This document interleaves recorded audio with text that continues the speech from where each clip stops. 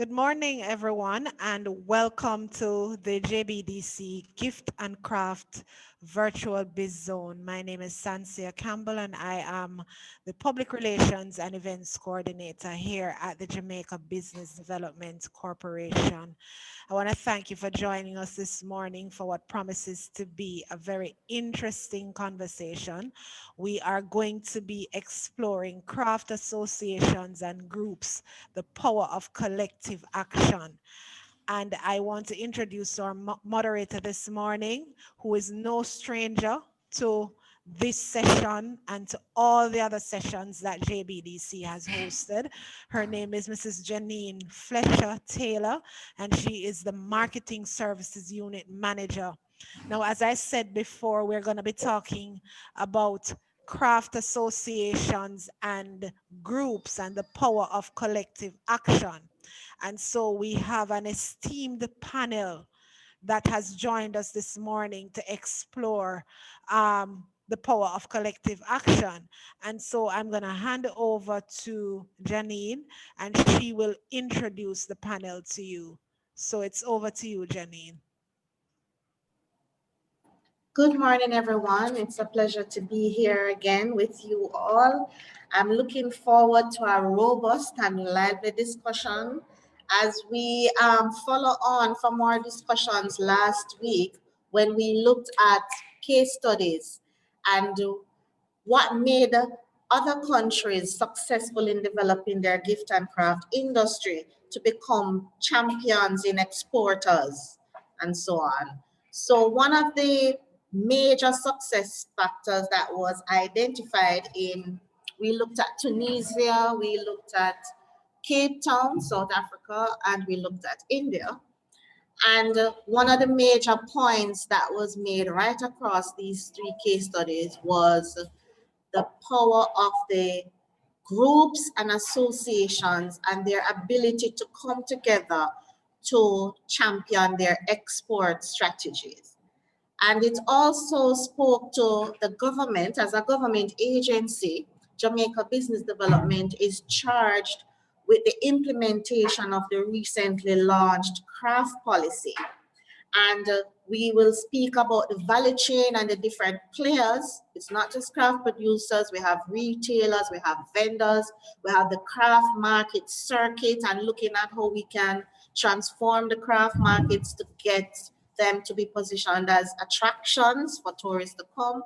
But we are also looking at a bigger vision, and that bigger vision is getting Jamaican craft products in the export market. And it's going to take the collective action, I believe, of all the persons in the value chain to have this done. And so with us, I'm sure we're going to have more of these panel discussions, because as we push out as JBDC, we are getting to identify more and more key persons that we need to connect with. So today we are connecting with 4 representations from the collective group of associations and community-based groups. With me this morning, I have Mrs. Melody Haughton Adams. She is the president of the Craft Traders and Producers Association island-wide. And from what I understand, there are different chapters, and Melody will speak to that more when she joins us. We also have with us Ms. Joy Laesch, who has been an advocate for years for the gift and craft industry, and is also the past president of the Falmouth Craft Association. We are also joined by Mr. Baldwin Dunston, who is the president of the Jamaica Indigenous Craft, Jamaya, that comes out of St. James, and he will also be sharing a bit about his group and the work that they have been doing. And we also have representation from the producer side, with a major representation coming out of Portland, Miss Afrika Moodie, who is a part of the Portland Craft Market Association. So without further ado, I'm going to introduce our first speaker, Miss Melody. And Melody, I'm going to hand over to you for you to share with us about the association, how it works, how persons become involved, and what are some of the challenges, and just speak to us. So Melody, go ahead. Good morning, everyone. Melody Haughton Adams, president of the Arbor Street Craft and Culture Village, also the All Island president of the Craft Traders and Producers Association. Note, we don't refer ourselves as vendors, but as traders. And so it's a mammoth job, but with the help of the Almighty God, we have able to be making it thus far. This association has been in place even before I was born, and it was handed over at some time to me. Now it consists of 17 different craft markets all over the island, and we have been networking. We have achieved to gain audience, and a craft policy was deemed to be in place of the previous government. That's my knowledge. And the things that were put in place, the craft industry was looking good. Unfortunately, we weren't informed about this present one, but I know it's not too late for us to join in and see what is there for us, because we really want to be a part of what is being put in place for us. And that is the point I want to start off on, to say, government, whatever you're implementing for us, if we are not a part of the decision making, it's going to be a difficult and a rocky road, because who knows best about themselves than the persons involved? So, in fact, learning about this launch, I am happy to know that it is in place, but at the same time, I was a bit concerned to know that this group, this vibrant group, was not informed about this any at all, and this was done recently. But I am happy to know that these webinars are being held, and actually progress is being made. That's why I'm here today. Right? So the National Association is strengthened by 17 craft markets, and the membership is over 2,000.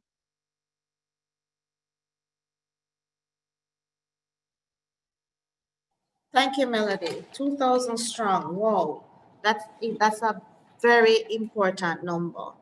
Okay, so we're gonna now move on to Joy, and Joy can go ahead now and tell us about her involvement in the industry.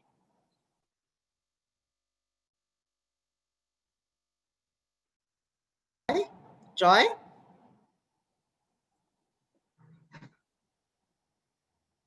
Not hearing her? I have lost. Can you hear me now? Joy, you Yes. can unmute, yes. Yes, yes.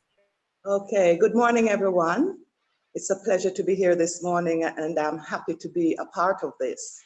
I must say, with Melody's remarks or comments just now, I really support every word she says, and I'm right behind her in that. And I want to take this opportunity to say thank you to Melody for your support when this whole thing began in Falmouth.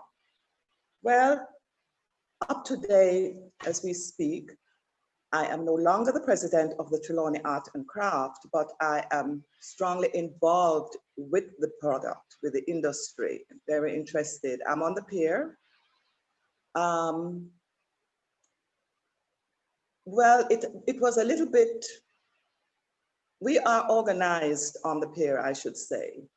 I am not aware of what is happening outside, because as you might know, there are two separate entities, which it should not be so. As Melody says, unity is strength. We should all come together.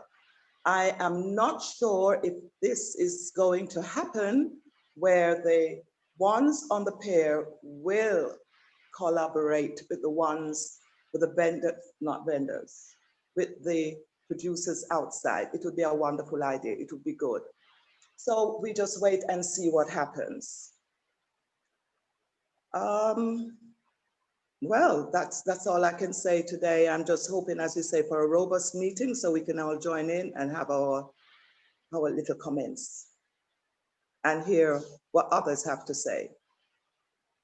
Thank you. Okay, thank you, Joy. Thank you. We're gonna now move on to Baldwin to give us a little summary of his group. Baldwin, go ahead. So I'm gonna move on to Afrika and then come back to Baldwin. Afrika, you can go ahead. Good morning, everyone. My name is Afrika Moodie. I'm representing the Portland Rastafari Craft Production Center, which is located in the Port Antonio market, which is the older craft market in Port Antonio. Our organization started about 35 years ago by my mother, Joan Wright, known as Sister Dawn.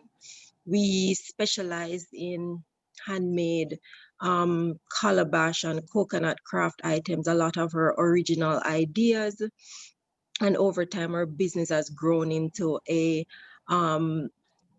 variety of souvenir, fashion and accessories items. Our organization, our mission is to really make authentic Jamaican craft items. We have always prided ourselves in ensuring that our items are sourced from local products made in our home and also supporting local producers. Over the years, we have seen where we have gotten opportunities from JBDC and also JAMPRO. About 10 years ago, JAMPRO had given us a grant to advance our organization by purchasing a number of manufacturing equipment. We had gotten a space and that had really advanced our ability to do production. However, that stalled after a while. So I know one of the things that we look forward to is to kind of building back the manufacturing sector, a community space where we can produce together, have manufacturing equipment and work as a community and produce at a certain level where we can actually meet export demands.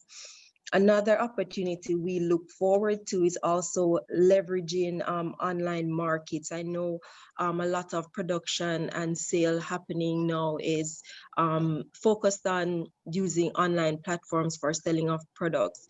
We have not really tapped into that market a lot, and that's something that we are looking forward to do as a projected goal for our organization. And we also, I know Janine had mentioned earlier about need for support with export, and that's something that we have benefited from. We have been on a number of trips to different countries and we have built network with other producers outside of Jamaica, and that's something that we look forward to continuing as an organization. Thank you. Thank you so much, Afrika. That was really, really good stuff. I'll know, Baldwin, are you with us now? Can you speak? Unmute Baldwin? You need to unmute if you're speaking. Is he speaking, Sansia?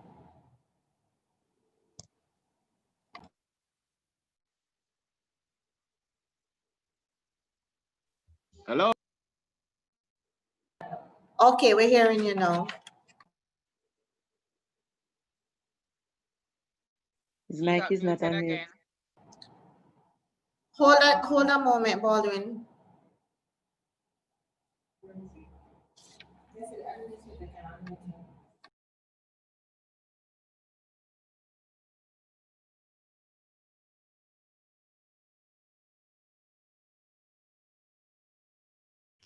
Go ahead and unmute Mr. Dalston. Just touch the unmute button, touch the mic. Because I'm not being allowed to unmute you. Can you hear me? Yes, loud and clear. Very good, very good. I want to say a wonderful good morning to everybody. And I must say that I'm very excited. And part of the reason why I'm so excited is that craft has now found itself in a very positive, a very serious channel. And this channel, I think, will be impacting us to go forward.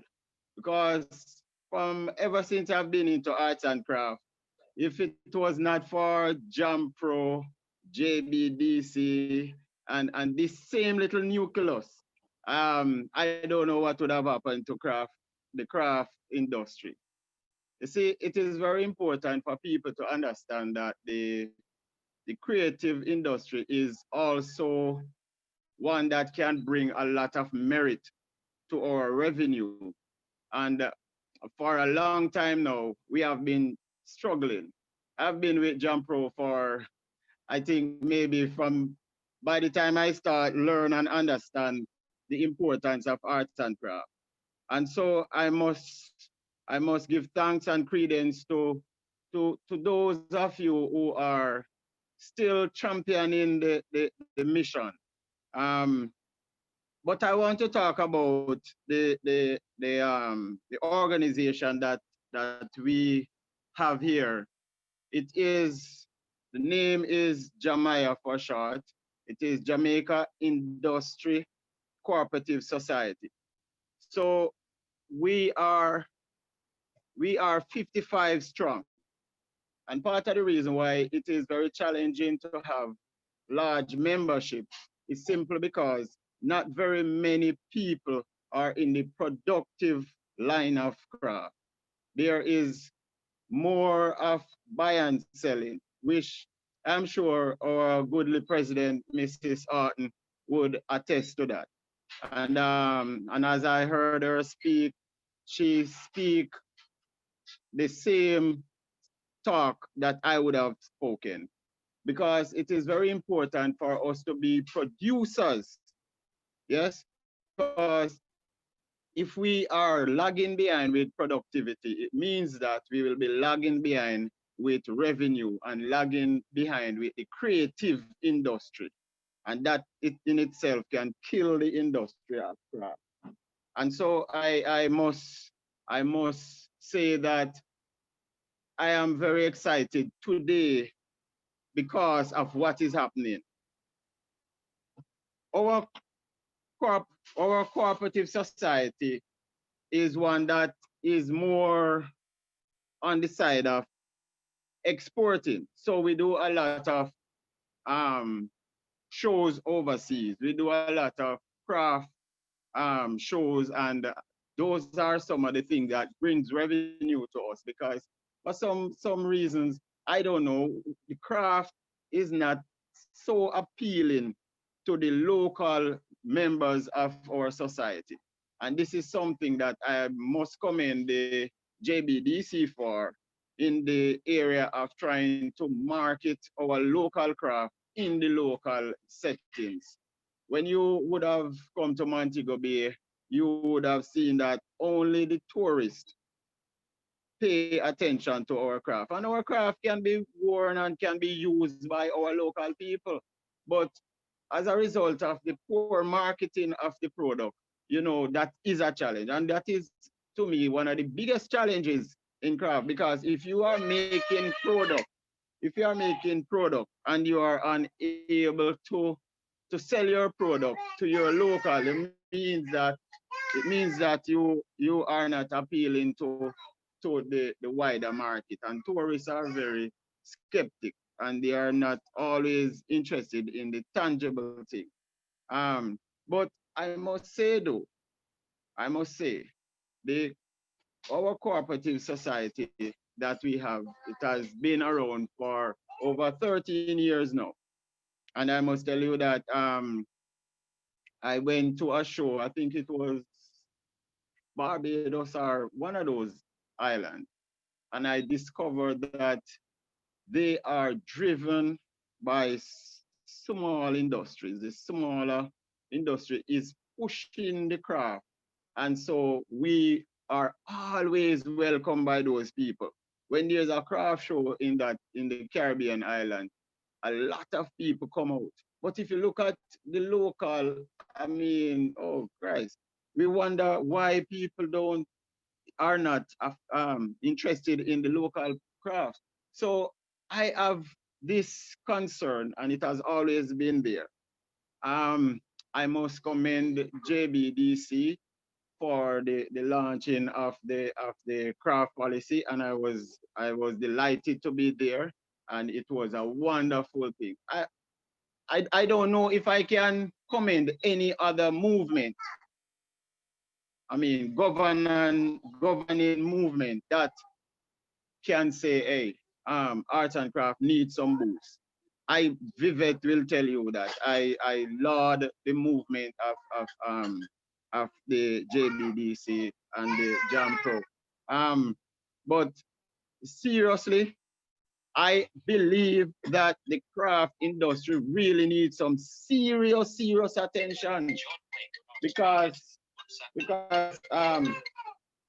it is impossible for us to sit and depend on ourselves only, while government has the coffers, has the funding, and have all the mechanism to move us to the next level. It is unfortunate though that the craft industry is where it is right now because, truth be told, we could be better off. The markets, all the craft markets, when you walk through them, is like a desert island. There is, and at the same time, there are other people who are selling arts and craft that are benefited. And sometimes it makes people feel downhearted because there's no encouragement.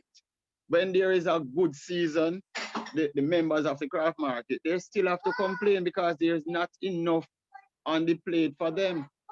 And at the same time, there is enough to share between the incoming buyers and sellers. So I want to say that as it relates to going forward, I understand now that we are in a little, well, not a little, one of the biggest pandemic that I would have ever experienced in my lifetime. And so we are having a challenge right now, but at the same time, the question that I want to ask is, after this, then what? Because if we can't see our way out, I mean, while everybody else is seeing their ways out, I mean, I'm thinking that it is appearing as if somebody wants us to lock up shop and go home.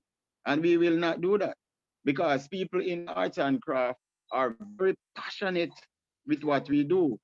The craft markets, the little man on the corner that is repairing a shoe, the man that is making a sandals, the man that is doing jewelry. They are very passionate about it and they are very excited about what they do. If you ask me to talk about arts and craft, I can sit here and talk about it for maybe the rest of the day. And I'm sure that Joy can do the same thing because she was born at the foot of a mother who has been doing craft for the longest while, right? And so I am still yet to understand where and when will they start, the government that is, will start to make the right moves. I mean, there are a lot of work to be done.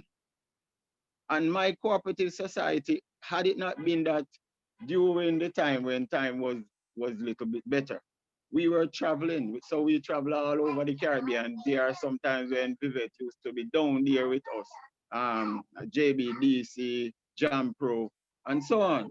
I'm saying there has to be a multifaceted approach to bring arts and craft and the creative industry to the next level.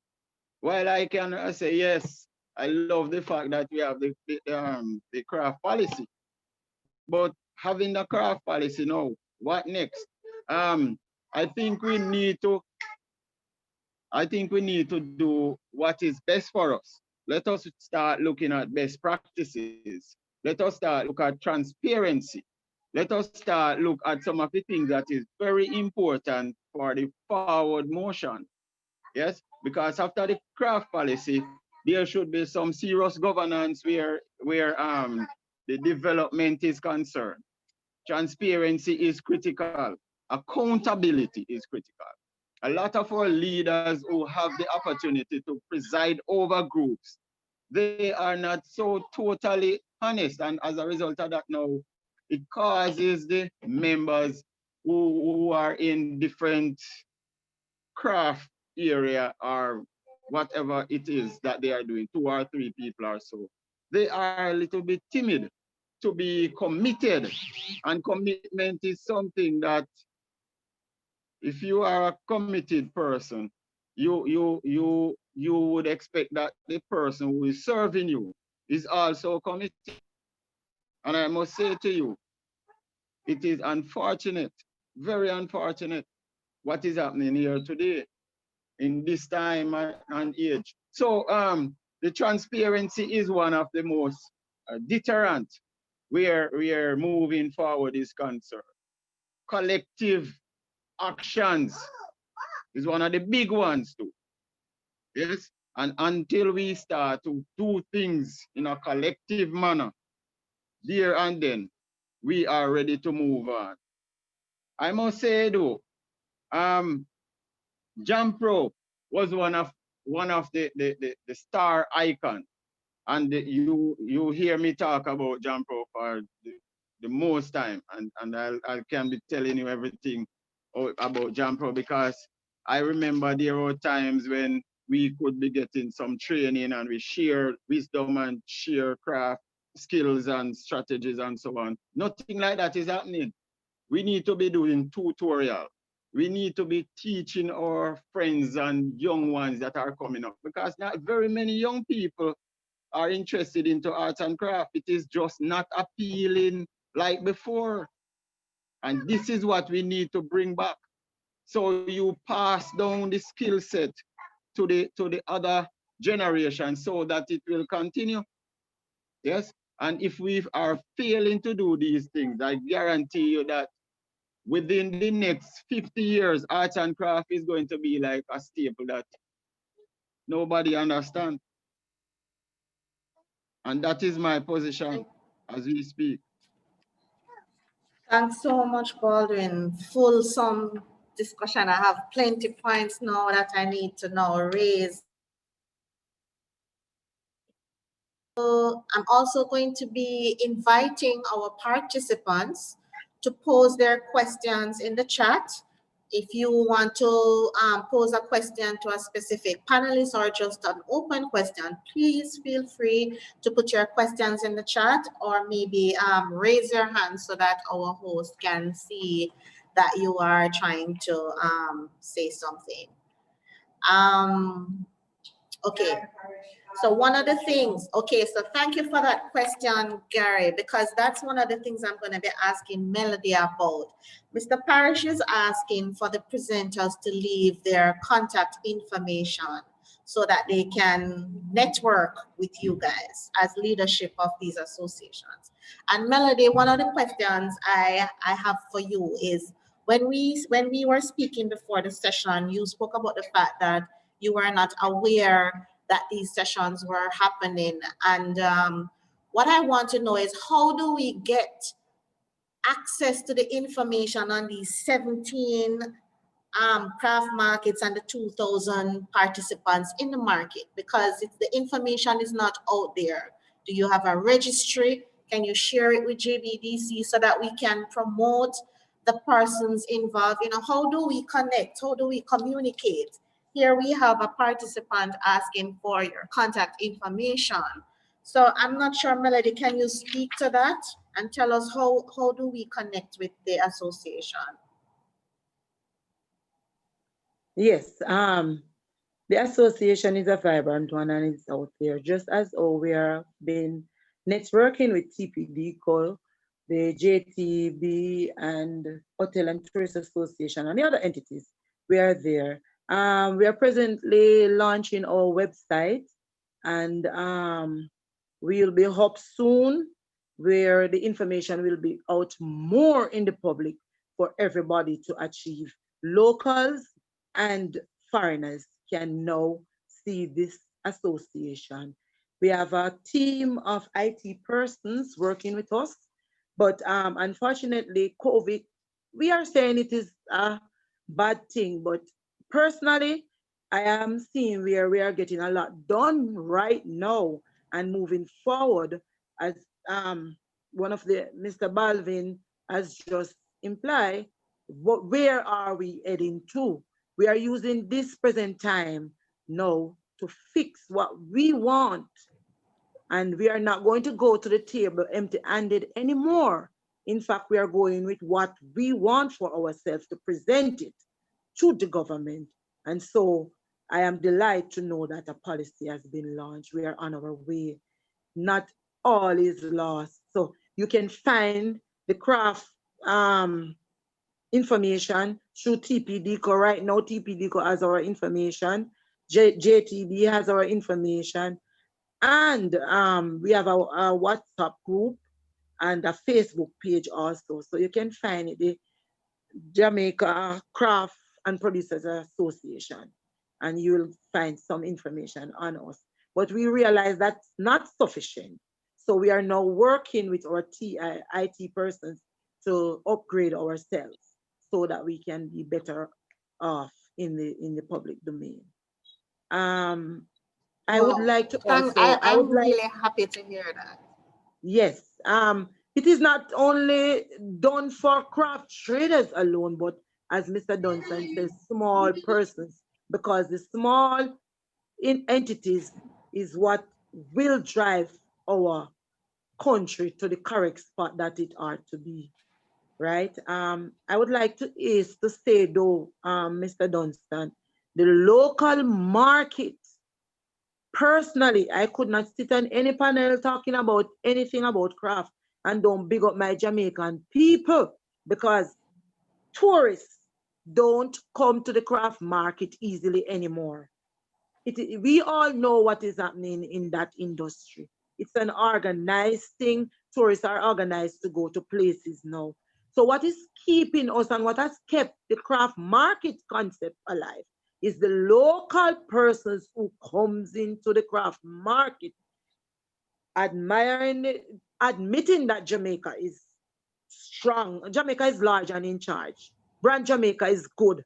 And so a lot of persons don't realize that even today, I have been doing a little research, and I realized that most of the hotels now are doing good in this present time with Jamaicans in it. So Jamaicans are doing their thing.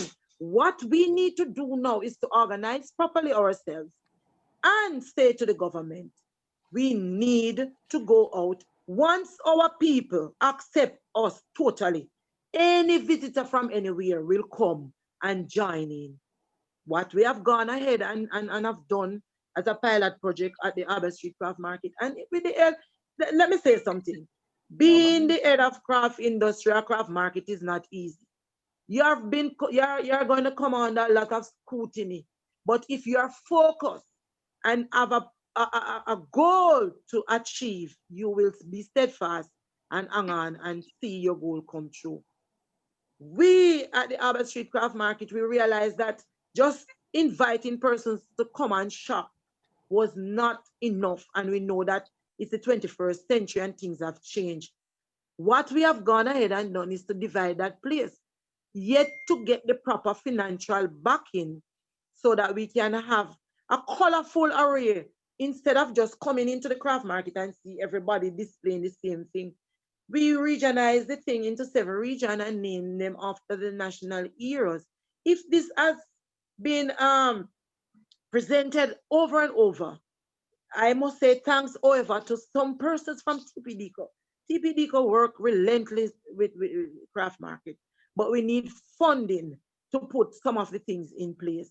And I guess if other craft markets see what we are doing at Albert Street, they will grasp, because when I analyze going around the island at the craft market, every craft market have a punchline that they can push out there and attract the type of traffic that they need to come to the craft market.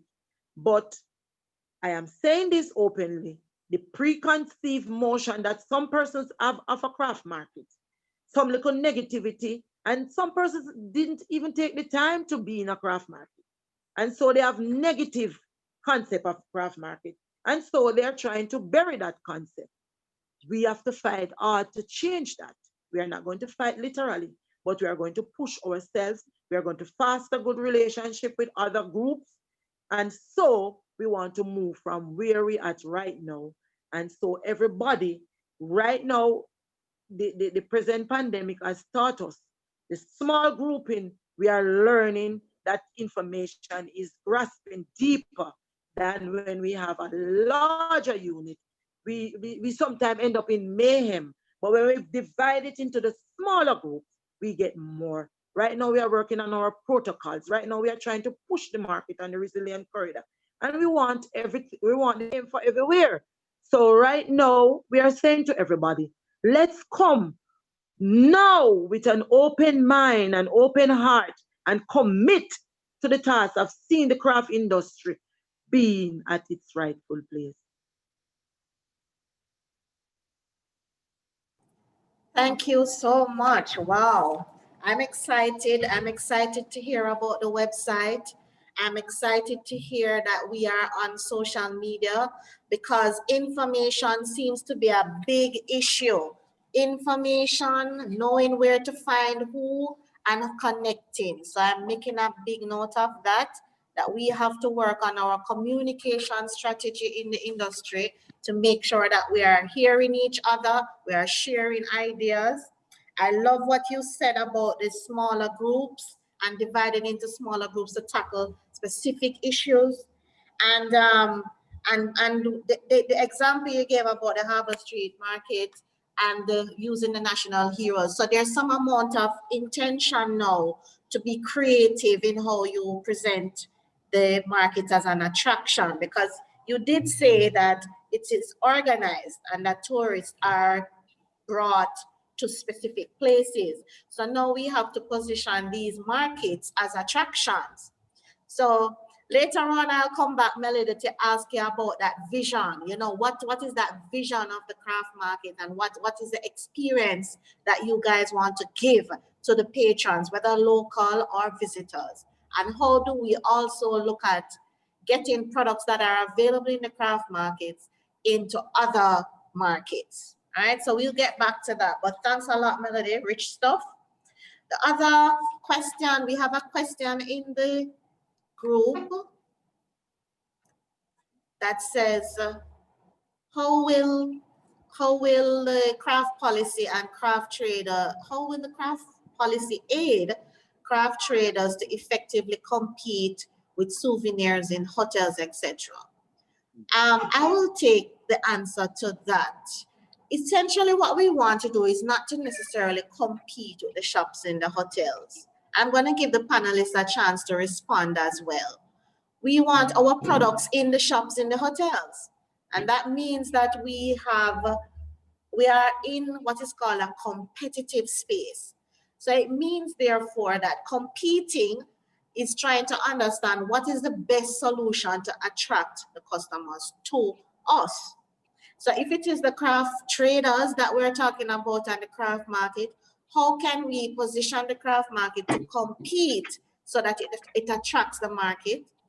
And that's going to have to become a vision that is shared by the participants themselves in the market and aided by the support of government and other stakeholders. So I wouldn't necessarily say we should try to compete with souvenir shops in the hotels, but we should try to attract them as buyers for the products that we are making. I'm not sure if any of the panelists would like to respond to that question. Yes, I would like to respond to it. We have to take into consideration that the hotel has their gift shops, and these are persons who are doing their business for a livelihood. What we should do is to make our product so interesting that if the gift shop wants to get them, to carry them, because remember, craft vendors are not in the hotel 24/7. There's a particular time you're admitted there. When you're not there, you still want your product to go. So what you would have to do, as you said, we would have to organize with those persons, our traders in the market, to better market themselves. Pricing the product that the gift shop will take from us we will give a different pricing and all those stuff. Jay, your association has been teaching that to the craft producers. I am aware of that you have been teaching them, because they would come back to me as a president and involve me in what they have gone to learn. So we have to sit down now, network, and put ourselves marketable, so that when our goods are in the gift shop, we are not competing with the gift shop, but the gift shop is supporting us. So while we are not on property, our goods are still there, and we are still earning while we are not on property. So we should partner with those persons, not try to compete with them, because in fact, remember, the hotel does not have to have us on board, but being a good social entity, they invite the craft traders to be part of their product there. So we don't want to look at it as competing with them, but to partnership with them, so that our products can be in their gift shop at a different rate. When we are displaying our product, we should be able to give better to the visitors than what the gift shop can give to them. So we are marketable easier than what the gift shop is offering, because they are going to see the producers, the makers, persons who the product actually comes from. So we can teach them to make it, we can do, or we can put a lot of dimension to what we are doing when we are in the hotels. So my point is that don't compete with the gift shops, partner with them and move forward. Thank you. I have a question for Afrika. I'm not sure if I'm pronouncing it properly, but what I wanted to know, you spoke earlier about the circuit, the traveling overseas and being at different craft shows and building networks. Can you speak a little bit more about the networks that you have built over the years attending these international shows?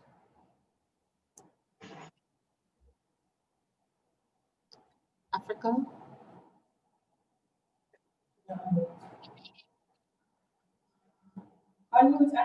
Your mic is muted, Afrika. Sorry about that. So one of the things that we have been doing annually is that we have been attending CariFesta for a number of years now. And CariFesta is a platform where we meet other craft producers from all across the Caribbean. That has been an opportunity where we market our products, and we have been able to even leverage partnerships with doing workshops, training attendees and other craft producers about how we produce our products. And they have done the same with us, where we have introduced some of their techniques in how we build our craft items. For example, we have learned about working with leather craft, something that we have not really done much of, but we have incorporated making leather products in making of our calabash and coconut bags from workshops that we have done through the partnership with CariFesta. Additionally, we had developed a partnership with the Jamaican embassy in Mexico. It's not really Mexico, but it's the South America, because it's one organization really, and they have had several festivals that they have produced in across South America, and we have been able to participate in a number of those festivals. And the festivals are not necessarily about just selling our products, but we have been championing a number of workshops with the communities there, about teaching them about making our products, some of the raw materials available in Jamaica. And that has been a good opportunity to just show what Jamaican craft production community or craft producing in Jamaica looks like, and also building network for developing new partnerships. From that relationship, we have developed a relationship with the Jerk Festival brand, and being able to participate in a number of Jerk festivals across the United States through that partnership. So it has been a building of on our what we have existed in terms of partnerships in Jamaica, and meeting other partners along the way to really build on what we're trying to do. And our business is not just about selling craft when we go out, it's about teaching. Our program started with teaching young people about producing craft. We have our summer camp program every year, for example, that we do craft workshop with kids in Port Antonio, and also include some amount of farming and training them about producing some of the raw materials. And through our networks and going out internationally, we have gained a lot of sponsorship to continue running that summer camp every year. So it has really built on what we intend to do in terms of producing craft, but also building on, setting up a legacy for craft production to be continued from one generation to the next. Oh, that is powerful stuff. Very good information. I like the fact that you said you're not focused just on selling craft, but also teaching the artisanship of it, because it's the only way that we're going to be able to sustain it over time. And also that could lead into some kind of community tourism strategy. When we will be having a session coming up about community tourism and how to merge community tourism with craft production. And I think your case study, Africa, is a very powerful one. It's something that we would definitely want to hear more of in terms of how it is done, in case there are other communities that could learn from that. Another important thing you mentioned was the fact that in traveling overseas and in interacting with other producers, you were able to cross-train each other. And by doing that, I'm sure it would have affected the products that would now have come out. More innovation, more techniques, and to improve the competitiveness of that product. And it's interesting that you are speaking to that in relation to going overseas and cross-training with producers overseas. And I'm wondering just how much, and I'm going to ask Baldwin this question, how much of that cross-training and cross-sharing of knowledge takes place locally? And if not, how can it be done? Hello? Can you Yes, hear me? Baldwin. Yes, we can hear you. Go ahead. I must say that it is a very wonderful thing when you have the gift of arts and craft. Whenever we go to the Caribbean or overseas, anywhere, we usually do what is called a tutorial. So if you are into jewelry, we assign somebody to do some jewelry making at least there on site, leather and all the list goes on. What happens is once you are doing tutorial in a craft show, you create more attention to yourself. And if you are in a group, let's say, for example, we go to Curry Festa, those of us who are in one cluster, once we are doing tutorial, we don't even have to talk to anybody. People just keep rushing into our space. And I must say that it is a very important thing. And that is one of my strategy. Everywhere I go, tutorial will have to be there. The teaching, don't care how much time you have. Let's say it is a 3-day show. You must take some time out to leave a legacy behind you. A legacy is always critical. I'll tell you why. You are there in the exhibition, and you can always interact. And you and I know that interaction is critical.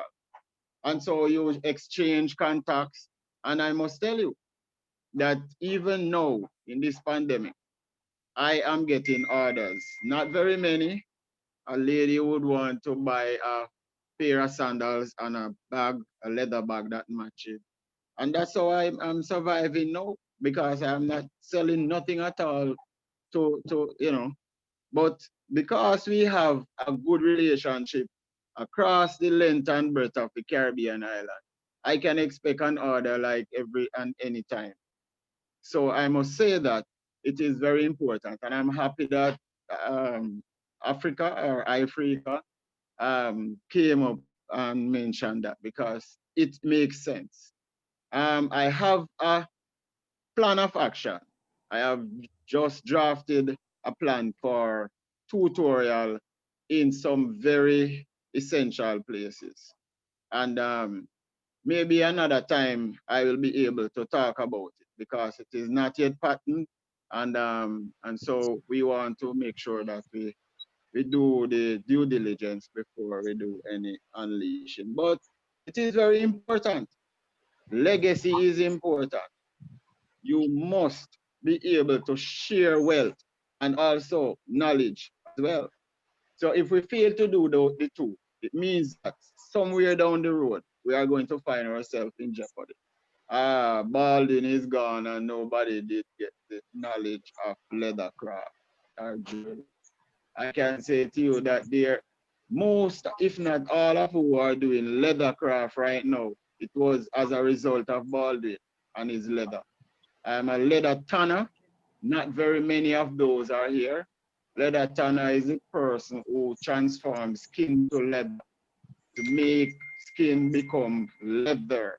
And it is a scientific transition. And that is something that we all need to be serious about because raw material overseas are getting more silk. And sometimes you can't get it, especially in times like these. It's a challenge. And we have the raw material, we have the resources, and we have the everything that we need. We have the it all. So these are some of the areas that JBDC may need to explore because I learned the art of transforming skin to leather in the early 80s, 1982. And I must tell you that it's only 2 people I see took it serious, and only 1 person right now is stand up as a result of my skill, sharing the knowledge. So we can't express more to say that generation sustainability is critical. And these are some of the hard lines that I'm taking. I'm not taking the easy boulder. I'm not taking the man who is just holding a bouncer. I'm taking the ones that will take us as a generation to the next level. That is what I am doing. I am saying, let us get into transforming goat skin, cowhide to leather. I am saying, let us look at the scientific component. I'm excited about the policy. Yes? Yes. So, Yes. so we need to be self-sufficient in order to be effective. So whenever, like for example, I can tell you this, there are certain destinations that I would not mention overseas that their leather will not be allowed to come on our shores. And part of the reasons are the certain chemicals that are used in the processing. Why? It must be something that is deadly for our health. So I am saying these are some of the things that we need to garner, have our own things, self-sufficient, turn your own leather, know how to do this, know how to do that. Making eel from wood, because I don't buy wedge eels, you know. One of my top friend who are in leather sandals. I won't call no name because she's you know. But the truth of the fact is the wedge eels, there are so many components that we need to explore. I would love to sit one day and just talk about arts and craft because it's not just the surface component is critical, you know. What is critical is going forward in another century where people can say, boy, hey, guess what? I used to do this, but I don't do it anymore. I have some tools I can just do a thing and show you something. Yes? And so if we are not on that trend, something is wrong. And at this time I'm But telling you something is wrong. Yes.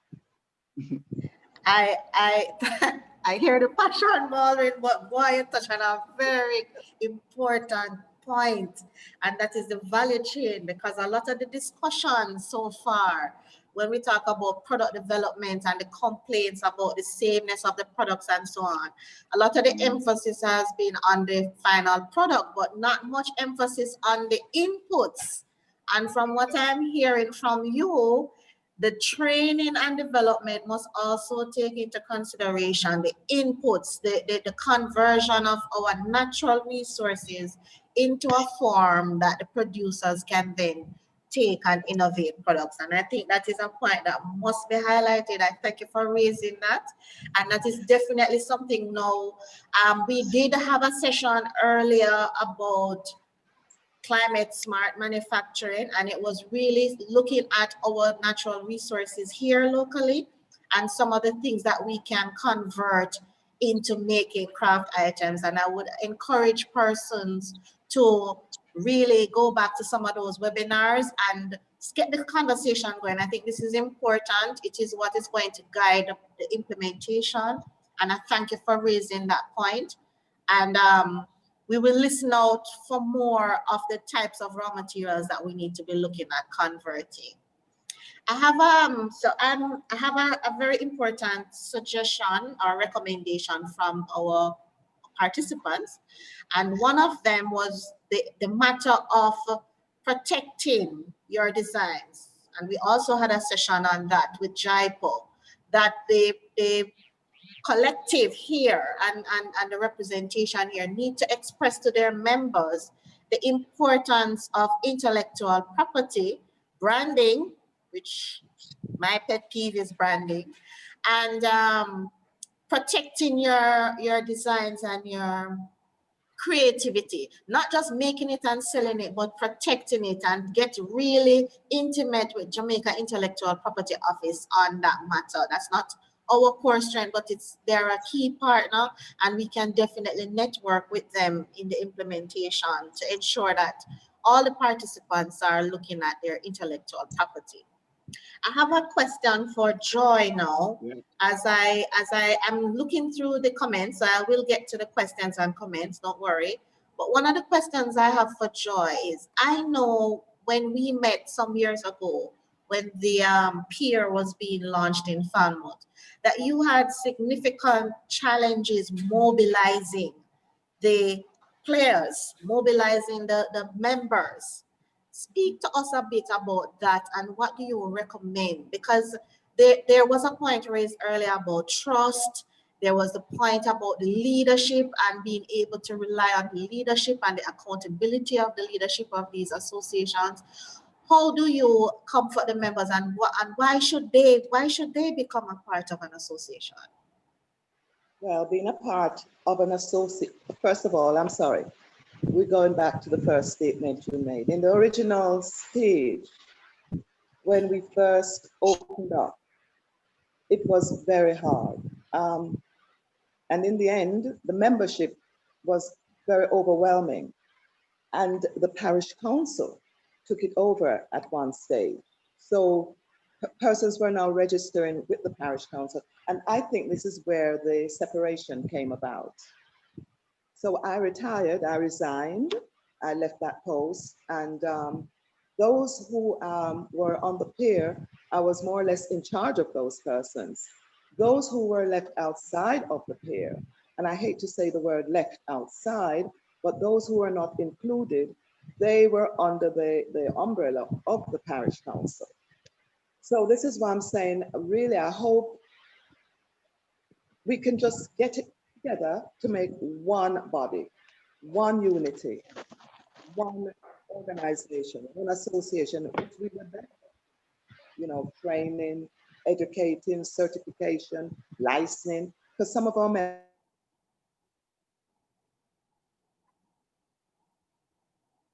We're losing Joy. Joy, we have lost you. Not sure if you're hearing. Please join us back if you can reconnect. In the meantime, while we try to figure out what's going on with Joy, Cherie raises a very important point, and this point is being directed to our panelists. And she says that the craft associations could run series monthly, focusing on various crafts with short and long tutorials. YouTube, Instagram, TikTok are platforms young people use that are free to use. also make the designs and packaging more appealing to modern customers. So as participants, she's challenging the associations to look at using different platforms to train about the techniques and the craft processes in very short and long tutorials, and use them on platforms that are more appealing to the younger generation, and look at more interesting and modern products and packaging. So that is a recommendation, Melody and Company, that I think is very Yes, valid. I do welcome that suggestion, and moving forward, we must and we will put those things into proper perspective. And I must commend the corporation also for the webinar. I was not aware, but I am going to jump back at it because this is an important element. The copyright of a product that has been produced by us locally. We have been losing a whole lot because of that. Persons are just taking our products, mimic it, and paid out of it. Meanwhile, we are sitting here and has not benefited from our products. So that is a must for the craft producers. They must have their stuff properly guarded, you know. And so I welcome these issues. I am really, really elated today to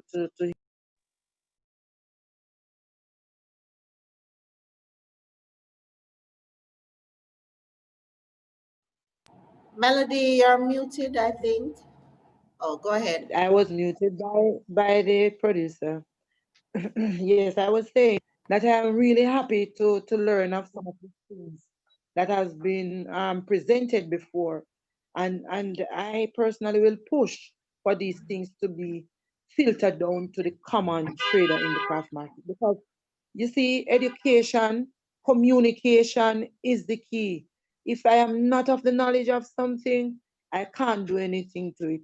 So as I said in opening, the communication must filter out. And as you said, the information of us pushing ourselves in the limelight must come on board so that we can be educated properly. And so that the government can now feel at ease to say, yes, the craft industry is at a place where it ought to be. Because right now we are struggling, and what I am learning, the entity, the corporation has a whole lot of opportunity that we could grasp on before to take us to a different level. And after this, after today, you can rest assured that we are going to take up some of these avenues and push it for the betterment of the craft here in Jamaica. And I want to say to the viewers, the persons who are posing the question, thank you so very much, because we have to be open to criticism so we can correct because we can't see everything about ourselves. Somebody have to be sitting there and observing, and what you see is not what the other person saw. So we are hoping and keep them coming, keep the suggestion coming, because in the end, Jamaica wins. In the end, Jamaica wins.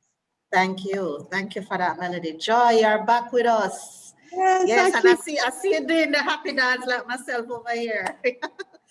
Go ahead, Joy. I love what Melody is saying, because I think the feeling is mutual. We can do it. And once we have the resources, once we have the passion, we can do it. And I would really love to see Jamaica being the hub of craft in the Caribbean. And we can do it once we have the support of the government, the support of you guys, JBDC, and our valued customers. We will be successful. I'm very positive about that. Can I ask you one question though? I had a question for you. What are we doing about USP? our unique selling point? Well, that is a question that is triggering the reason for this dialogue. Because when we looked at the case studies last week, we recognized that some of the techniques, that the strategies that they used was collective action. In India, we saw where they focused on metalware and they developed their competencies in metalware, and they were exporting from 5,000 microfirms. And that was representative of 20% of their exports in craft. And so what they would have done is that they would have zoned in on a specific material, develop the competencies in producing in that material, and then combine the filled orders through that. Now, one of the things we mentioned in the first presentation about the policy was the characteristics of our local industry and the fact that we have such a vast variety of things going on. And so we are not focused on any one thing. Maybe we don't need to be, but we need to at least combine maybe these raw materials and come up with a specific type of look and feel that we can recognize as Jamaican craft, because that differentiation is not there just yet. Outside of the color scheme, we have really not been able to differentiate ourselves in the global market space. So that is definitely something we're gonna need input from. I have a question that's coming up in my head for Africa, given the discussion so far, and it's the matter of the intergenerational relationship between the traditional art forms and the traditional approach to craft and what the current generation is saying. Where do they want to take it, and how do you put the two together? Well, I can speak from my personal experience. Our craft producing business started with my mom and a collective of Rastafari community in Portland.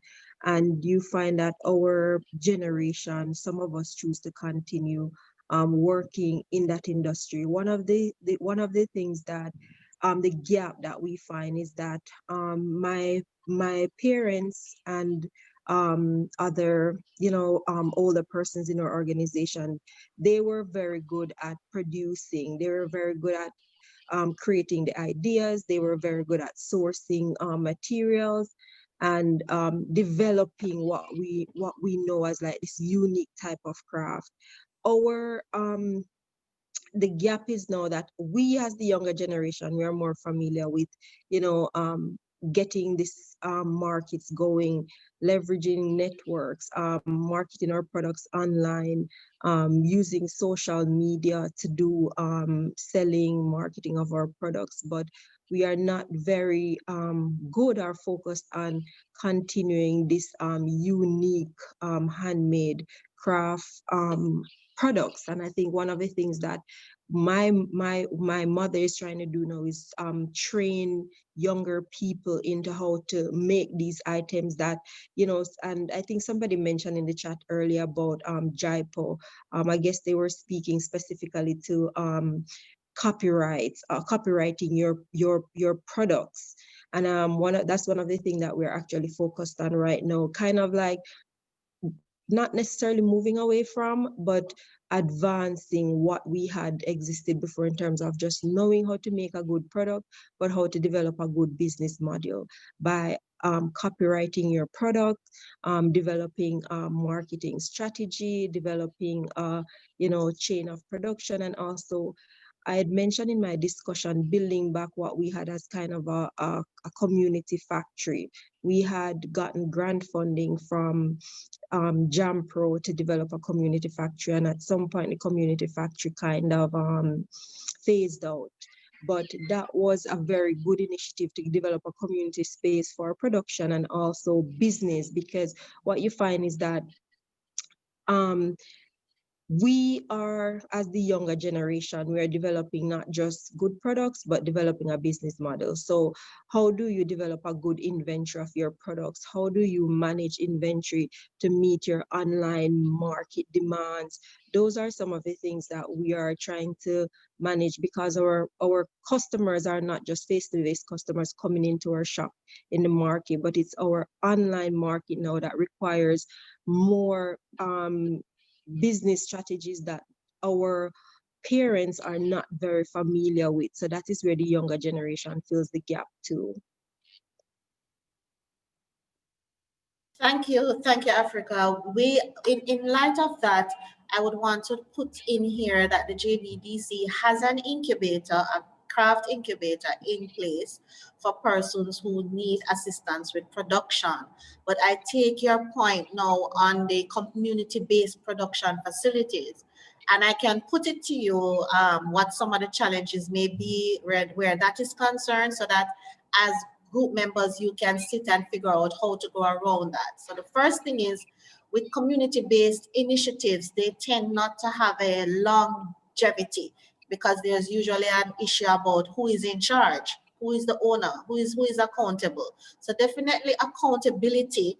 And so maybe that a more formal structure, like a cooperative or of some sort, where there's a leadership structure and a governance structure that allows the donors to feel comfortable that even if this person pulls out, the system will still continue. It's not built on any one person in the community. So that is one feature that I know is a deterrent for attracting funding. But to your point, the case studies that were identified mention the whole point of adding technology into the business model, whether it is through production, whether it is to the marketing systems. And it's important for us at JBDC to hear about the needs of the marketing, because that's going to guide us at Things Jamaican to see how best to roll out some of the marketing services that need to be supporting the policy.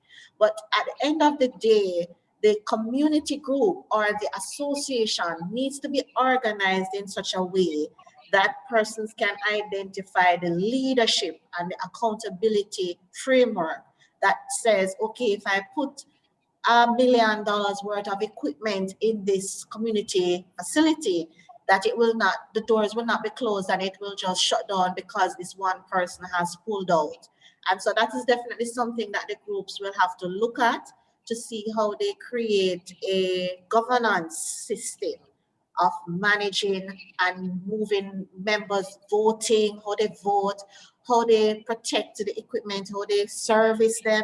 You know, these are all things that we have to think about, but it's an important ingredient, because you need good equipment to have the consistency. And I know Baldwin can speak to that, because I'm personally familiar with how adding technology and equipment to his production process and his group transformed them and moving them from using scissors and hand to using a more mechanized type of production. Right, Baldwin? I said it right? Okay. Absolutely, absolutely. Yes, Although it was a trip. Sorry. It was a trip. It was a trip, but we understand that there are some things that are needed to bring down prices, to keep consistency, and to convert materials properly. And definitely the use of the proper types of equipment is important. And perhaps for the younger persons too, who don't want to necessarily learn the art form itself, they could be the person servicing the equipment and knowing how to use the equipment. So then the matter of the value chain is coming up strong for me, and I'm looking forward to that discussion and us looking at what are the pieces for that. So I see where one of our participants are talking about definitely the leather, and the fact that they would love to see us converting our local materials properly, and also the fact that the traditional art forms are not being transitioned properly to the other generations for them to add their contemporary spin on that. So that is definitely something that we need to look at. Training, coming out of this discussion, I am hearing that training is far more than teach me to make this belt, teach me to make these shoes, but it is learning from even the cultivating. And I heard Africa mention that they would have workshops on farming, so that we could understand how to cultivate the raw materials that they were using to convert to craft. And so it's right across the value chain that the training needs to happen. Even at the end where we're talking about marketing, we need to now have training on how to use the Instagram and the Facebooks and so on to push the thing forward. So that's a big, that's huge. This discussion is very important, and I would love to hear from our participants, you know, what else they would like to see and what else they think would push this forward. So keep your comments coming in the chat.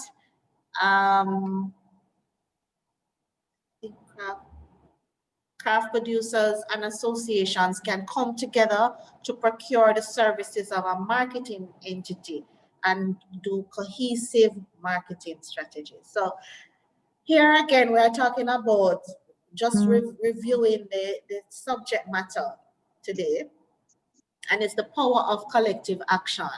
And here we have a participant saying that come together as an association or a group and hire a marketing service to promote and do marketing strategies for the group. That is a powerful recommendation, because oftentimes we think of the associations. One of the things I wanted to ask, and I had asked that in the presentation last week, is what happens at the association meetings?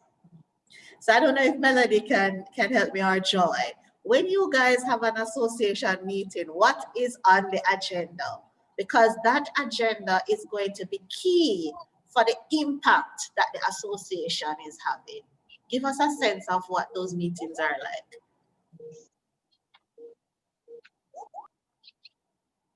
Melody, Joy, Baldwin, anybody want to take that? Yeah, Yes, I will take this. All right, so Baldwin and then Melody, you can come in. All right. Go ahead, Baldwin. Yes, at the cooperative society, it's called Jamaica Indigenous Artisans Cooperative. We made sure that we prepare our agenda like a week in advance or so. And having exploring the challenges and the successes and so on on a regular basis. What we do, we bring all the facts together, ones that are challenging and the ones that are successful stories. We go through the process and we discuss. Whenever we would have discussed something, and if there are any dispute, we take care of it right there. As you know, we are a cooperative, so a cooperative is function based on majority and a decision at every and any time. I believe in voting for a final understanding. So if there is anybody that has any concern, we put it to a vote. And I'm sure that this is the best way to go. It is more transparent, and it is best for everybody. So this is a best practice in any meeting at all that you are in. I find it comfortable when we vote on something and it works out for everybody. There are times when people will have a little issue, but our meetings, we discuss challenges and we also always discuss the success stories. And looking forward, I am a person who believes in looking forward, but still looking back.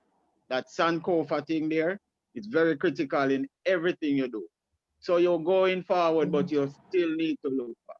Sankofa. Our meetings are very smooth. There are not very many disputes because we have serious transparency. And I'm very serious when it comes on to transparency. I'm very serious about accountability. Accountability is one of the measures that are affecting most small organizations. That is the reason why I suggest that we would have registered as a cooperative society as opposed to anything else, as opposed to setting up a business. Because there are some people who register business to operate over a large body of people. The association thing again, I think it is more, it needs more strength in order to move forward. And when we were deciding on what to do, we explore everything. And you know what is very good about a cooperative society? At the end of the year, if there is any profit, you share the profit equally to every single member. And those that don't want it, they can put it back in the coffers and let it stay there. That is what a cooperative society is. A cooperative society is something that is transparent, it is something that is equal, and it is something that is safe. For me, a cooperative society should be registered for all of the craft movement, for all of the systems that we have there. And we would have a better transition, because there are so many people are complaining. There are so many things that I have researched and found out that the craft industry is coming wanting. There is so many atrocities going on. When you are registered as an association, I would recommend that no financial movement should be registered as an association. It must be a cooperative, because it is easy for you to know when the people are being shafted. The cooperative will tell you once it is managed well. And I want to tell you that the Cooperative and Friendly Society Act I would say that it is designed specifically to guard the members of the cooperative. So that is my opinion. That's my view. Okay. And Melody? Yes. Now, association is a group of persons who come together with one common goal.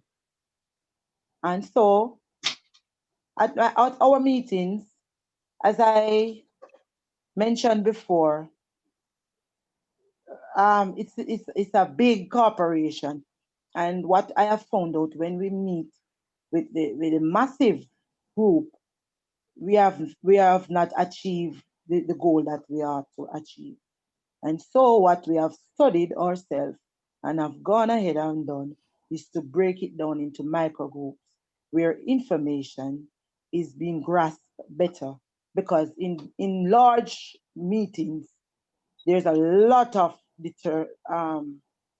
other stuff that will drive the main points away. Yes, at our meetings, we have our agendas and we deal with the matters at hand. We also deal with previous stuff, and we always come with a motion to move forward. In an association, as a craft association, everybody will not agree. But as I said before, we have a commitment and we are committed to the task, so we have to move forward. We have been doing well so far. There are persons who have hidden agendas who comes to meeting and they comes with all sort of things.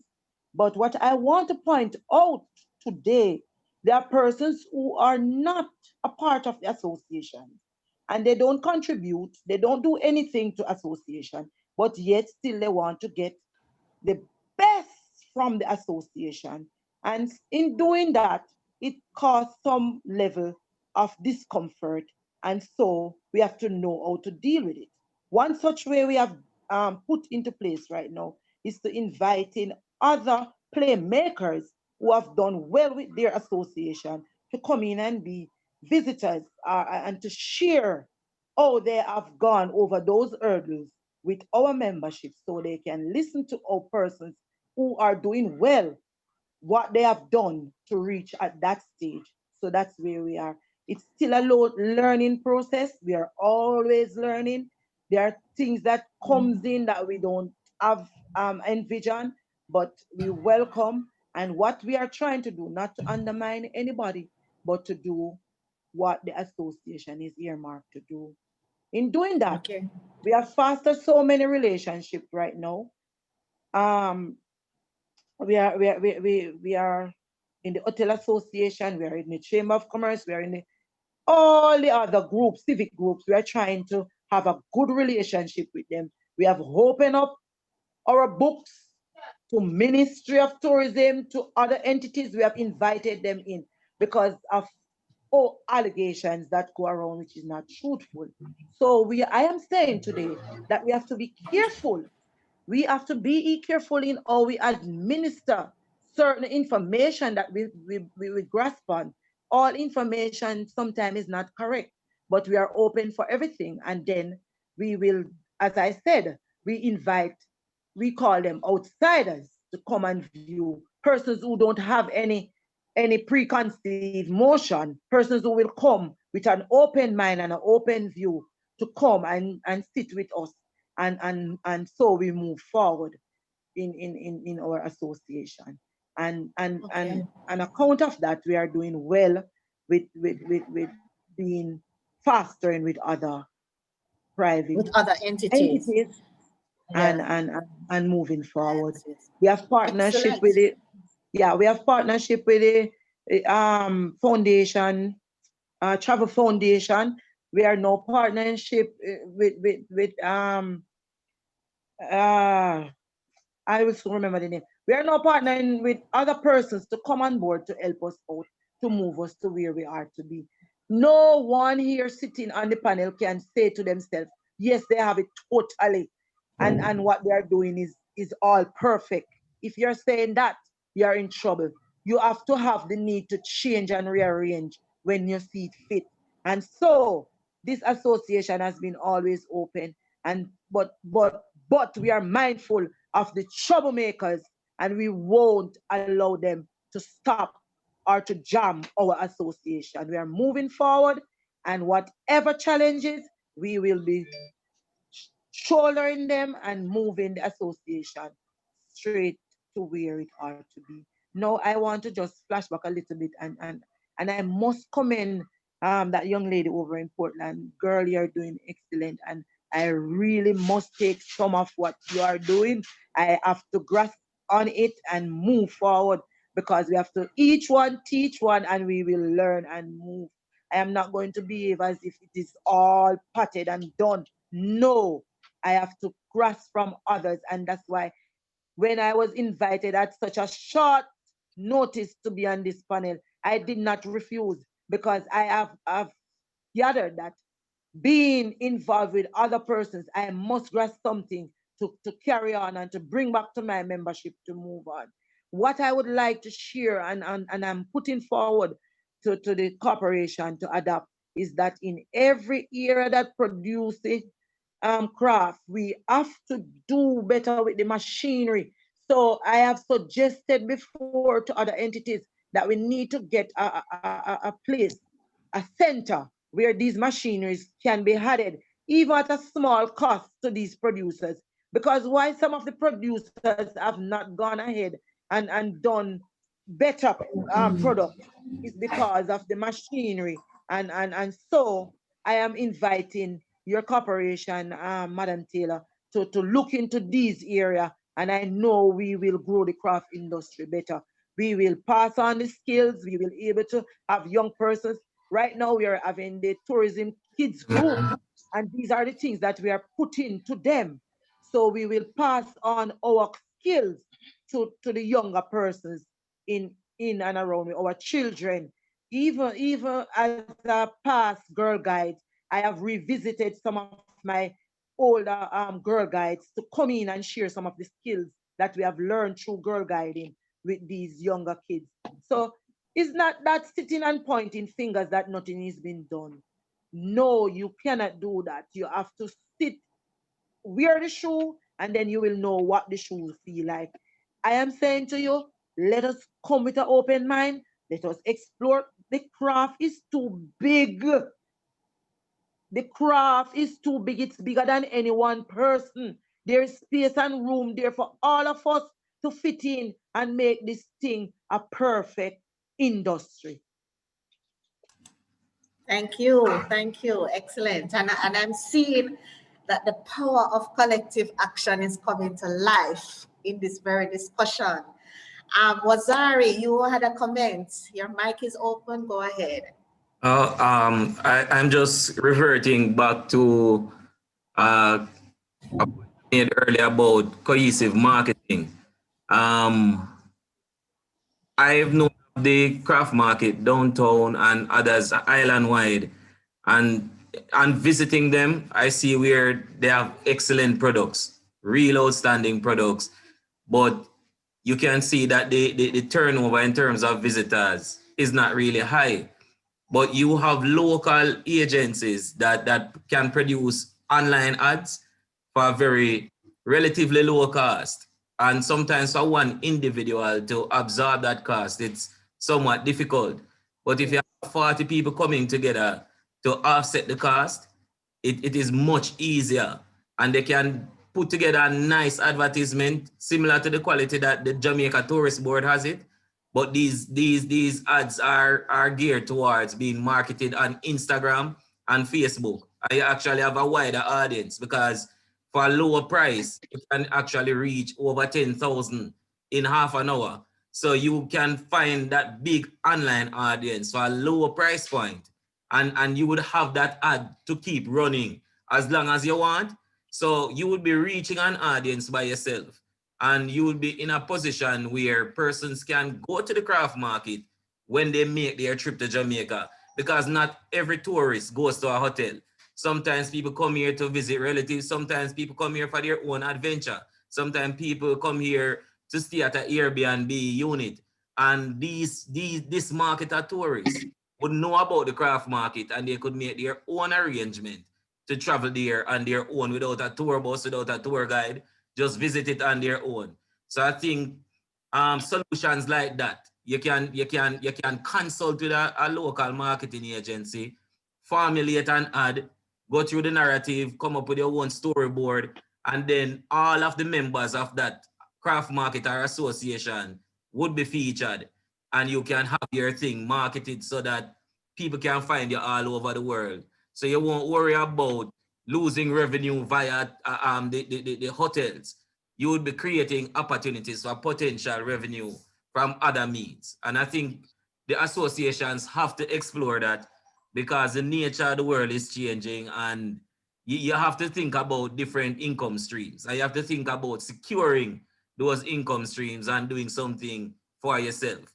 So it was just an idea I had, and I think that's something that all of the associations can look into.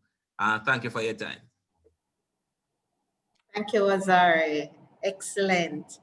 I mean, this has been a really interesting discussion. I think we need to, I don't know if we can thank COVID for forcing us to have conversation, because maybe if we had tried to organize this conversation in person, it would have been the most challenging thing to organize. But here we are using Zoom, getting ideas, exchanging knowledge, and all of these things. So sometimes we have to really look at the opportunities. And I personally believe that this discussion that we're having is a very important one. It's a good example of what we can do to get the ideas across. Melody, you mentioned talking to Africa after this. That is the most exciting thing for me to hear, because it means now, why I asked the question earlier about what happens at the meetings, is that in the best practices and the case studies again identified, they use these meetings to share knowledge, to invite international speakers, international buyers to come in and share what they were looking for. So there are so many things just in terms of knowledge exchange that you can gain. And then we're talking about now meeting together to strategize about marketing, you know. So I wanted to make sure that at the end of this discussion, the groups and association recognize that they do have power in their hands to transform the sector themselves. We are merely facilitators. And if we hear what it is you want to achieve, understand that vision, then as facilitators, we can then help to provide resources or to negotiate or to organize, because this is a way of organizing this discussion, to organize in such a way that you get your vision met. And I think one of the things I thought you were going at was, Ari, when you spoke about going to the craft markets and recognizing that they have good products, is that as a local, and I'm a part of the local market, I don't know these 17 craft markets. I don't know who they are and what they are, only through research. I know it on paper, but as a part of the market now, what is going to make me go to, say, St. James and go to, I remember when we were looking at our North Coast project, and I really can't remember the name of the craft market now, but it had a monument which was like a water wheel. So it was actually a part of a historic site. It had the cannon there and it had the story and everything. And before I even started looking at the products, I was intrigued by the story of that particular market. And all of a sudden, my experience in there transformed from just going to the craft market to going to a site that had story, that had personality. The people in the market had a personality. They had their uniforms. There was a unified message. And then all of a sudden, I'm sitting down drinking coconut water and laughing and chatting about stories. And I'm also shopping, but it's just not, I'm not there being pulled to each stall, say, buy something. I'm now a part of an experience that is unique to that market. So when we talk about the marketing, I'm thinking that each craft market should seek to come up with that story, to seek to market it and package it in a particular way that will entreat persons to come and see what you have to offer. And by virtue of that, develop relationships and networks and buy. People buy when they are comfortable, when they have relationships. They will leave for miles and come to you just because of that relationship. So that's another challenge. I think we're not understanding the networks of the craft markets. We don't know who they are. We don't know where they are. We don't know what's unique about them.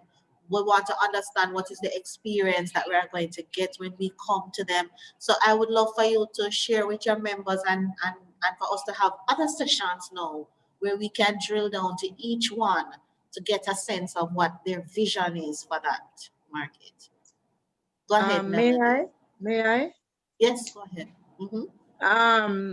You have tapped into some of what has been going on in the craft market. Some of the craft markets are earmarked with a tagline. For example, the Arbor Street is the Arbor Street Craft and Cultural Village. The Old Fort is the Old Fort Historic Park. Maybe it's that craft market you have gone. Yes, I think it's Old Fort. That's the one. That's the one. They have a whole history that speaks for itself at the Old Fort Craft Market. It's very unique. At Success, they are doing heritage also. And so we had broken down each market to have a tagline. But because I am going back again, because of the strength of the association and avenues that we didn't know that exist that are now open to us, that I told you that I am going to press on so that we can really push out what we have set down already. It's not that anything was not being done, but because we did not. Just that we don't know about it.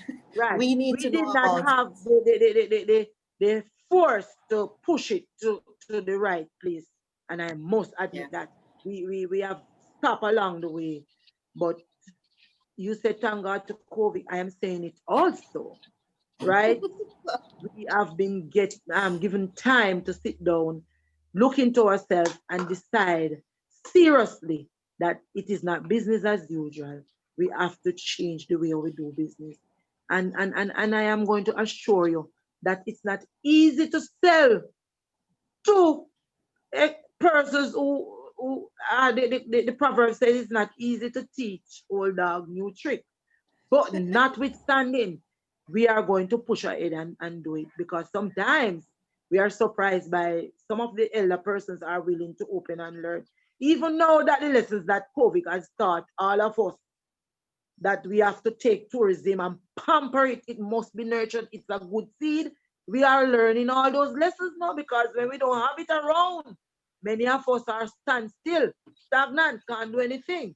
Thank God for persons who have outside source, you understand, who can chip in, but there are some among us that we have to really help out and push forward. But this has taught us a lesson that we have to pamper tourism, the craft industry, our industry. We have to nurture it properly. And so Yes. these are the things that we are grasping.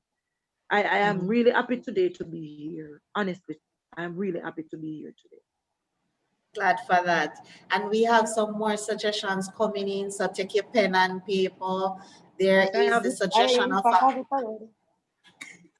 there is a suggestion of the online directory, because yes, persons need to know who to contact and who to talk to, who are the main point persons, and the different contact information to get in touch. The ability to absorb the cost of things if you go together, and to produce a magazine that tells the stories of these.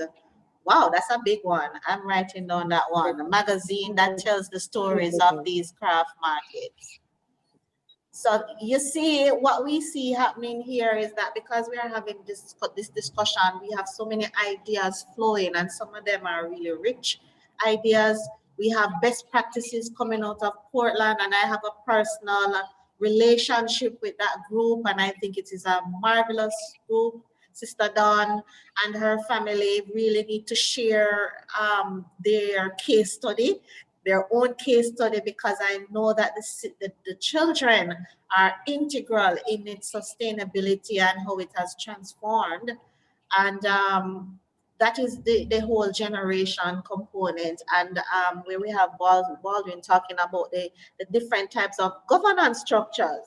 So here it is, we're saying that although we're talking about community groups and associations, that there are different forms of governance structures that can be used to manage the accountability and the visibility and transparency, and to organize the members over the long term.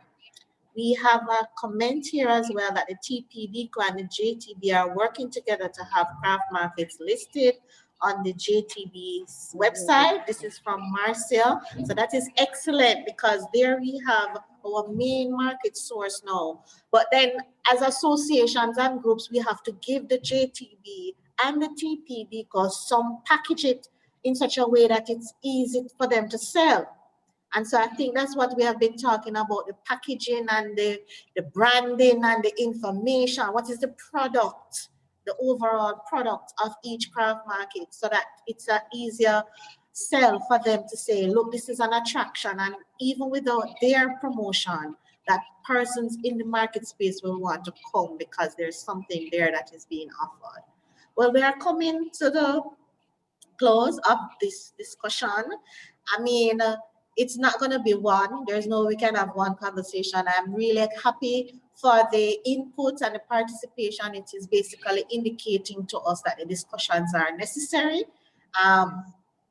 Anybody who knows me personally knows that I am not much into talking and not doing. And the JBDC is very much about doing. We need to see results. So we want to make sure that this conversation transitions now into action, not a bag of mouth. Yes. So I'm just going to ask our panelists, I'm going to pick on each of you just to give me a closing comment on how this was for you and what you want to see moving forward. So I'll start with Afrika.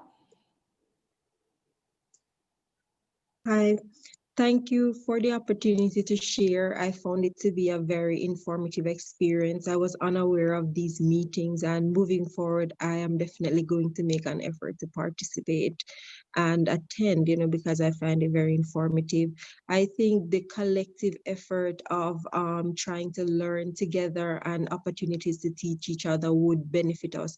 Our organization started in that manner where we had a collective of people working together, and I think that was a best practice in terms of building a strong group. And any vision that you have that don't include the help of other people, it's not a wide enough vision. You always need other people around to build a strong business. So I think this collective initiative is very good, and I want to just say thank you. Thank you. Joy, let me hear from Joy. Is Joy with us? Joy, can you unmute? Here we go. Go ahead.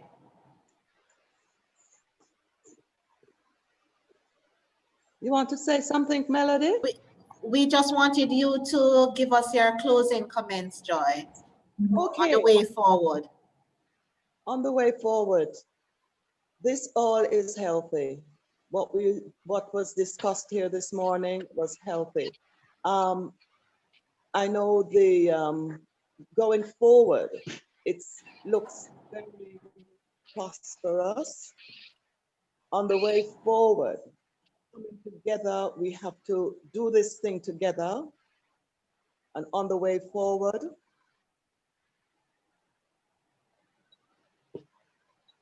from the bottom of my heart, I want all this to come to Trelawney, because right now, Trelawney is, I keep saying it, but it's a big worry to me. And I don't know if Melody would be able to help us on this. We need to get it together. It's a segregation in a sense, not, I wouldn't say political, but there is something wrong. We need to get it together, because all this that's been discussed today, very valuable, and we should get it to the traders in the parish so they themselves can be motivated to move forward. Once we get it together, yes, we can move forward. Thank you. Thank you, Joy. Agreed. Melody, Yeah. your closing comments. Yes, networking and dealing with the challenges that are keeping the industry from moving forward is a must. Placing the association at the right place to the advantage for the traders to benefit and to be recognized is a must. And this big one, the need to strengthen the association in all endeavors so that we can have a vibrant and a beneficial association to all. I am open, and Joy knows that I am willing to join them in Falmouth. I've done it. I have always been with you. I've been having dialogue with Miss Kayan in Falmouth. I'll be more than willing to come on over, and not only to come on over by myself, but to network with the group now, because we have to join, because each one has something very unique in them that we can pass on to others. Listen to others and see where they're at, and our recommendation, working with them in bringing them where they are to be. And as Joy said, unity is strength. And when we are organized like this, we are sure that our bread will be secure. So I am asking everybody, as I've been doing all day, come with an open mind. Let us willing to learn from each other and move forward. Networking is the key for me right now. Excellent. Baldwin, your closing comments. When so many intellectual people speak before me, I have nothing else to say. But I can say this though, that transition is very critical going forward. And so there has to be a cohesiveness where the group is concerned. And if you notice, everybody is saying, let's walk together. A man once said, if you want to walk long, walk with a team. But if you want to walk short, walk on your own. I will close by saying, I am willing to walk with the group. And I trust that they feel the same. So that means the craft industry, the creative industry is going somewhere.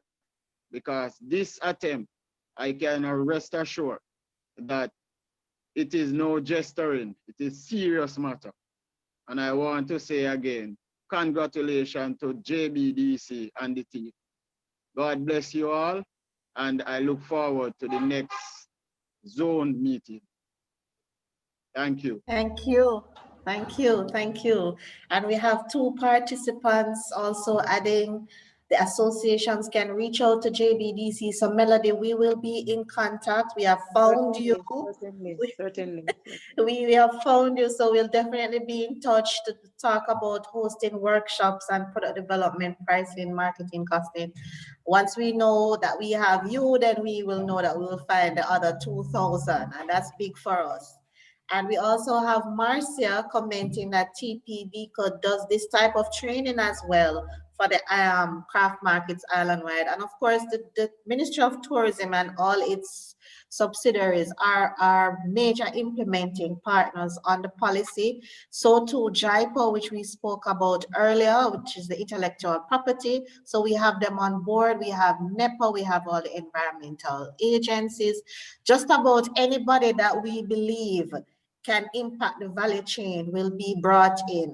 And we hope that as custodians of the implementation of the policy, JBDC will be able to kind of facilitate it, because we are really just facilitators. You guys are the ones with the power in your hand to move and to get it going. So it has been a pleasure on behalf of the JBDC. Thank you, panelists, for volunteering your time and your input. Thank you, participants, for sharing your information and for making suggestions. It's encouraging. It's going to encourage us to have other such panel discussions with other players in the value chain.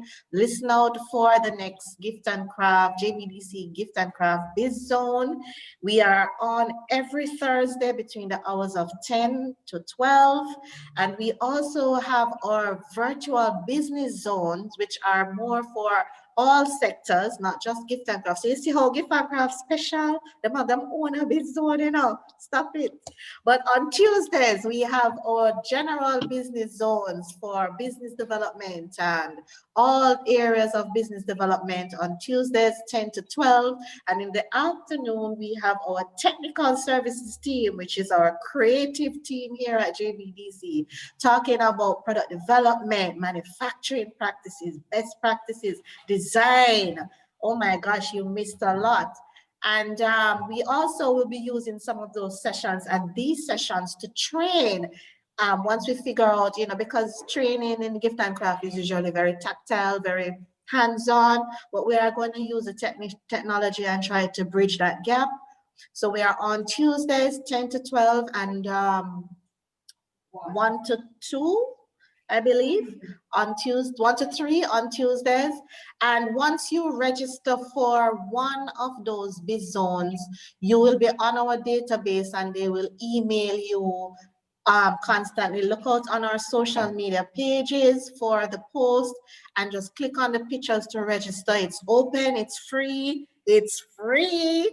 Free business advice from technocrats all over the island with the skills. JBDC is just the house, but we rely a lot on our partners and other agencies to bring the information to you. It has been my pleasure as moderator, Janine, to lead this discussion.